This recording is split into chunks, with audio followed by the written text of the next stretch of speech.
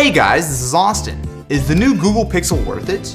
Wow! On top of the standard white and black colors, there's also very blue. And you know what? They're not kidding. That is very, very blue. So my first impression is that this kind of looks like an iPod Touch. So you've got the white front, you've got the fairly large sort of iPhone, iPod-like bezel from the front, and then around back, you get that stupidly bright blue color. You know, I kind of dig it. So we get a SIM tool and some paperwork. You know what, I was about to throw all this paperwork away, but you actually get 3 free months of Google Play Music with YouTube Red. So if you guys haven't tried YouTube Red yet, give it a try, 3 months. Now, that's actually a nice little touch that they've got the power brick matching the very blue phone. That's cool, I appreciate that. Next, we have the Google Pixel XL. So you can think of this as the bigger brother to the normal Pixel. So it's pretty much the same way that there's the iPhone 7 and 7 Plus. It's essentially the same phone, but you're getting a couple small upgrades like a bigger screen, and you're also getting a bigger battery. However, if you pull it out of the box, you see that it looks basically the same. Not exactly a bad thing though.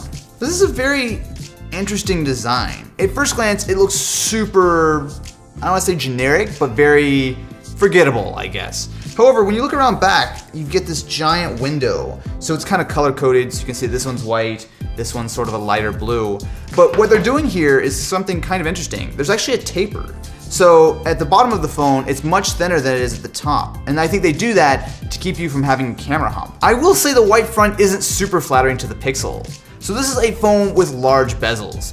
Now it's not crazy, it's about the same size as what you would get on the iPhone. However, there at least you're getting an actual home button. Here, this is literally just wasted space. I feel like they could put a speaker or something, or just gotten rid of it altogether. I kind of like the idea of having the fingerprint sensor on the back of the phone. I feel like while it makes sense to be on the home button, it's kind of a little bit more convenient. I mean, if it's sitting on the table, it's a little bit difficult to kind of unlock the phone, but most of the time, it's sitting in your hand, your finger's already there, so I'm a big fan. There's some nice touches with the hardware here.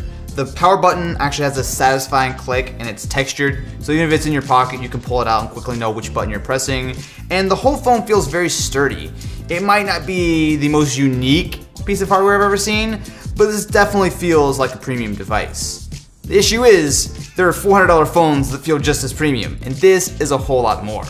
So the Pixels are expensive, and that's an interesting strategy because I feel like one of the most popular Nexuses of all time, the Nexus 5, really was so huge because it was a great phone at a budget price. These are not budget at all. So you're talking about over $600 for the Pixel and over $700 for the Pixel XL. And that's with 32 gigs of storage. You can bump these things up to $128 for another $100. They had better be good for that price. So after playing with the Pixel phones for a while, the first thing that jumps out to me is the performance. These things are fast. So inside you're getting the standard high-end Android stuff. You've got a Snapdragon 821, 4 gigabytes of RAM. It's a speedy phone on paper. And if you look at the benchmarks, it might not quite match up to the iPhone 7. However, it's definitely up there. The thing that jumps out to me though is that it actually feels fast. So if you look at something like the Galaxy S7, which on paper is very similar, there's a little bit of lag. It's not quite as responsive as something like the Pixel, which really seems like Google spent the time to optimize it and make it really as fast as possible. Something else that's been impressive is the battery life. So I spent most of my time with the regular Pixel, and even though it has a smaller battery than the XL, it's actually held up really well. I've been able to make it through a full day no problem. The software experience is nice and clean though. So if you get the Verizon model, you will find a couple extra apps, however they're all totally uninstallable. Bottom line, if you get a Pixel, you should expect a very, very clean build of Android. These guys are also rocking great screens. So the regular Pixel has a 5-inch AMOLED display with a 1080p resolution, where the XL bumps that up to 5.5 inches and 1440p. They're both great displays. The biggest difference really is that resolution for VR. So if you get into Google Daydream, which is the big new Google VR initiative, you're gonna see that while 1080p looks fine as a normal phone, the 1440p is going to look a lot better when you strap a VR headset on. However, unless you're really into VR, you're really not gonna tell a major difference. Both phones are nice and sharp. I generally do like the hardware of the Pixel, however my biggest issue is the lack of waterproofing, which is something you'll find on the iPhone and S7. However, my buddy John actually did a full water test, and it actually didn't do too badly. However, between the lack of water resistance and all the glass all over the place, it might be a little fragile, and that's where my friends at Rhino Shield come in. So when they reached out and wanted to sponsor a video, I was totally down. I usually don't like to do drop tests, however this thing is a little special. It might not look like much, however this simple bumper is going to give us some serious protection. So not only does it have a lip to cover both the front and rear, but it also has a custom material and a honeycomb built inside, which means that in theory, this should survive an 11-foot drop test. So to put the Pixel to the test, it's time for a drop test. So this is about 10 feet or so, I'd say, onto solid concrete. So, in 3, 2, 1. Oh!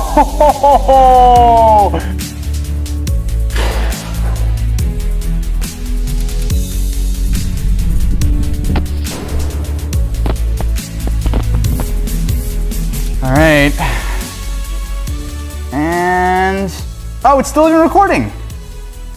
I mean, it's a little dirty from the floor, but honestly, I think it's fine. Screen still works. Yeah, totally good. So this thing is no joke. Now, on top of it being available for the Pixel XL, you can also get the Rhino Shield for something like an iPhone, Galaxy S7, OnePlus 3. It's pretty legit. All right, so I'm curious about the cameras on the Pixel. So I have my good buddy Lamar here, and he was lucky enough to bring his car, so we're gonna use that as the first camera sample. Clearly fit in this. That's a thing right there. Glad you're rolling in style today. So from what I've heard, what they're doing is it's constantly taking pictures like nonstop raw. Okay. And when you hit the shutter button, it just takes that frame and then goes and grabs a couple, merges it in HDR. So you pretty much always are taking shots. So it's processing in the background. Exactly. So when you hit the shutter button, all it's saying is, hey, look, this is the point where I actually want to save. So that's why it's like immediately taking stuff. So something interesting about the Pixels is that they shoot 4K with supposedly some really good stabilization. Okay, we are now recording on the Pixel.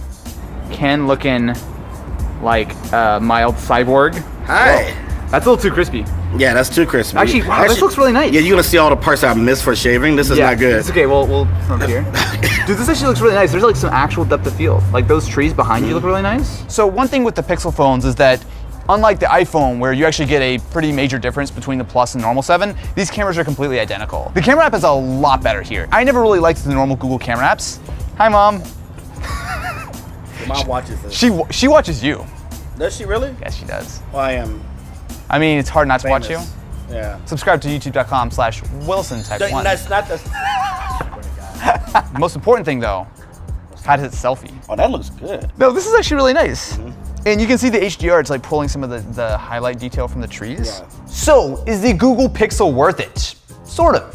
Sure, it would be nice if it had a little bit more of a distinctive design with less bezel, and the waterproofing would be nice. However, honestly, there's really not a lot to complain about. I think it's easy to say this is the best Android phone out there, and honestly, it can really hang right with the iPhone. So, if you're looking for a super awesome, dope, legit, ridiculously solid, incredibly impressive, magical, phenomenal, terrific phone. No. So what do you guys think about the Google Pixel? Definitely be sure to let me know in the comments below. If you want to see more videos like this, definitely be sure to subscribe to the channel. Anyway guys, thank you so much for watching, and I will catch you in the next one.